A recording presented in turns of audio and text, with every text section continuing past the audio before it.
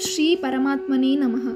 దుర్యోధనుడు భీష్మ పితామహుడి గురించి చెప్పిన మాటలు విని వెంటనే దుర్యోధనుణ్ణి సంతోషపరచడానికి కురువృద్ధుడైన ప్రతాపశాలి అయిన భీష్మ పితామహుడు బిగ్గరగా ఉచ్చస్వరముతో సింహంలాగా గర్జించి తన శంఖాన్ని పూరించాడు. వెంటనే శంఖములు, నగారాలు, తప్పెటలు, మృదంగములు, గోముఖవాద్యములు మొదలైనవి ఒక్కసారిగా అన్ని వైపుల నుంచి మ్రోగినవి.